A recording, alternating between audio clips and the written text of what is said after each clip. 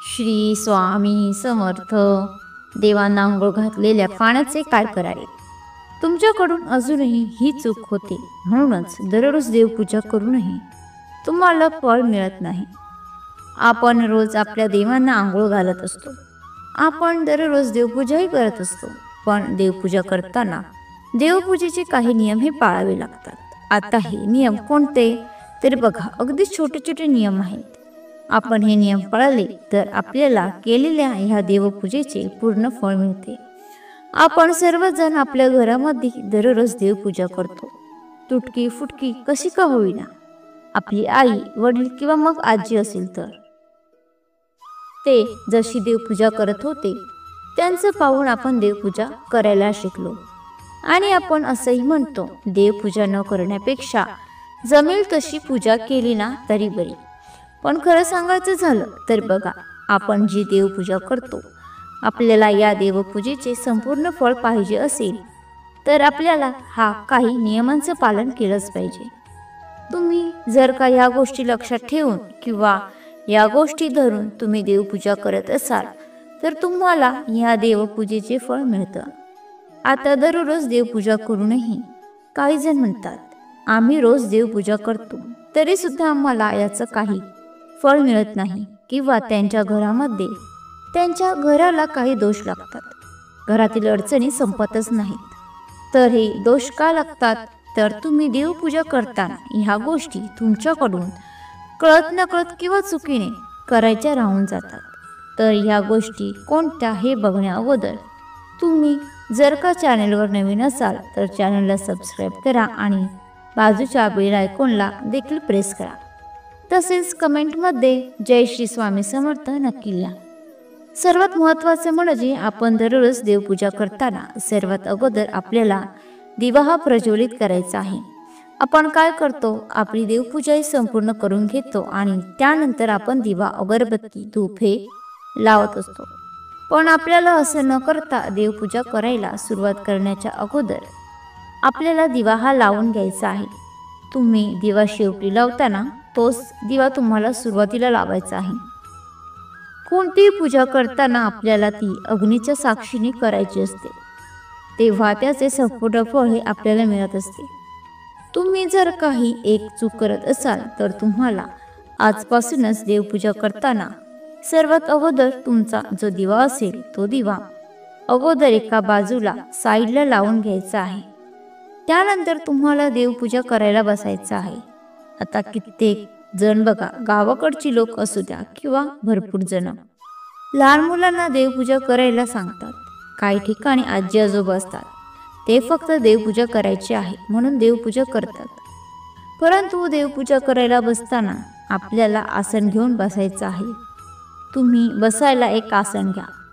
तुम्हाला दररोज देवपूजा करण्यासाठी एक वेगळं आसन तयार करा आणि या आसनावर बसून तुम्हाला देवपूजा करायची आहे.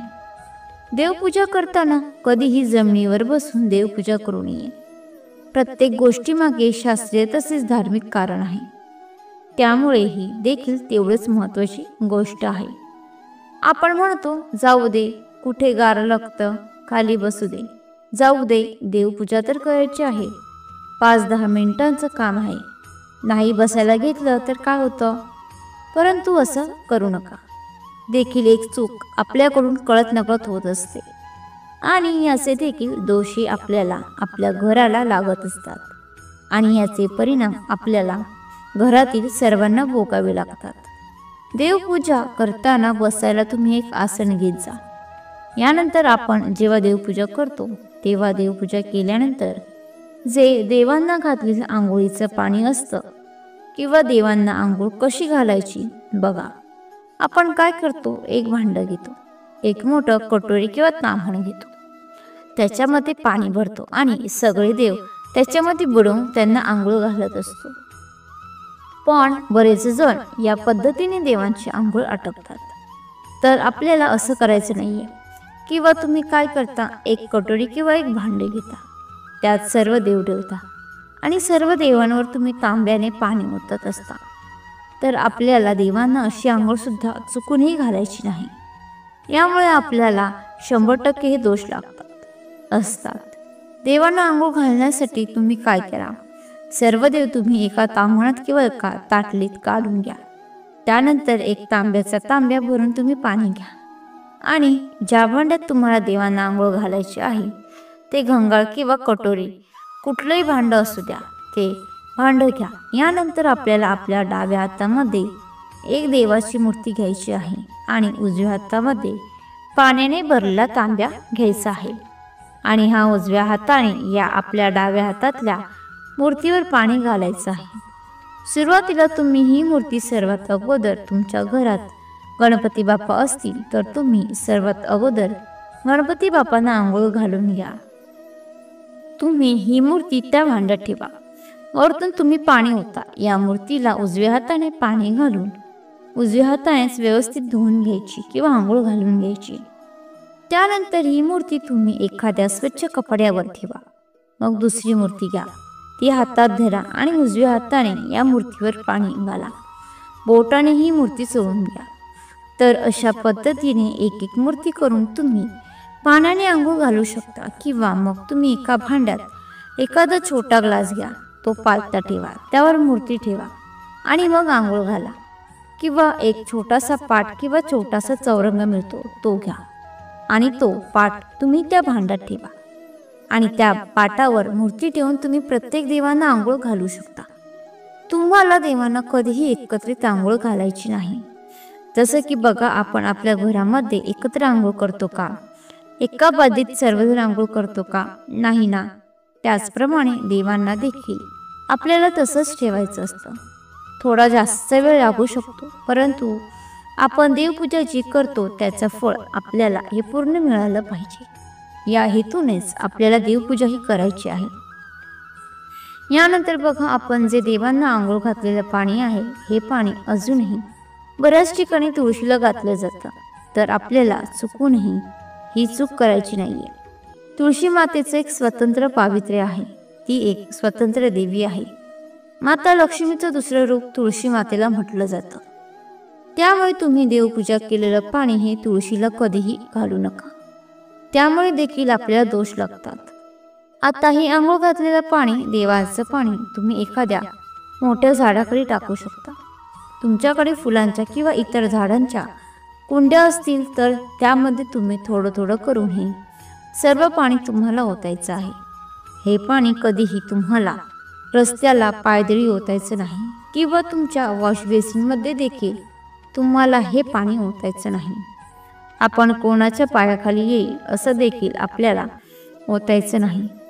तर हे पाणी, आता काही ठिकाणी झाडं नसतील किंवा काही लोक फ्लॅटमध्ये राहत असतील, त्यांच्याकडे झाडं नसतील, कुंड्या नसतील, तर अशा वेळेस त्यांनी त्यांच्या फ्लॅटखाली येथून तुमच्या इथे आसपास मोठे झाड असतील, गार्डन असेल तर त्या ठिकाणी मोठ्या झाडांच्या बुडाशी हे पाणी ओतायचं आहे.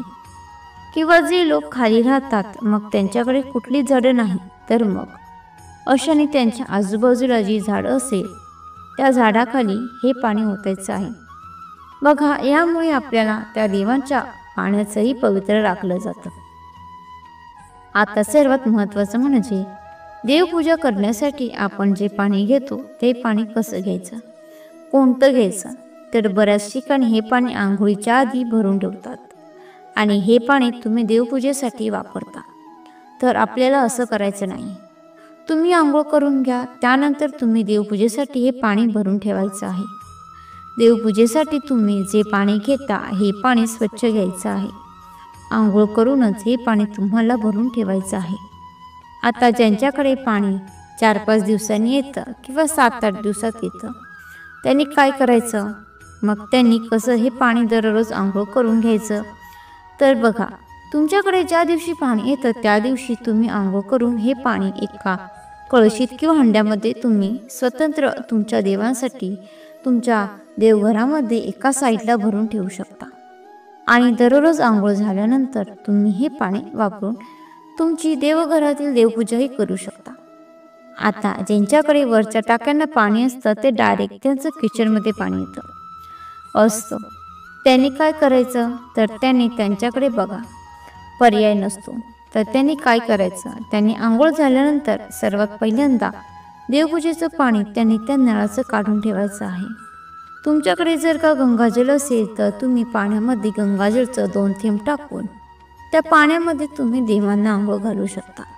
तर चुकूनही आपल्याला बिना आंघोळीचं देवांसाठी पाणी भरून ठेवायचे नाहीये, किंवा पारोशा हाताने तुम्हाला देवपूजेच्या पाण्याला हात लावायचा नाहीये, किंवा तुमच्या घरामध्ये तुम्ही जे पाणी भरून ठेवता त्या पाण्याला इतरांनी बिना आंघोळ करता जर का हात लावला असेल आणि तेच पाणी जर का तुम्ही देवपूजेसाठी वापरत असाल तर तुम्ही चुकूनही अशी चूक करू नका. तुम्हाला ही माहिती आवडली असेल तर लाईक आणि शेअर करा. तसेच अशीच माहिती नेहमी ऐकण्यासाठी चॅनलला सबस्क्राईब नक्की करा. श्री सद्गुरू स्वामी समर्थ. धन्यवाद.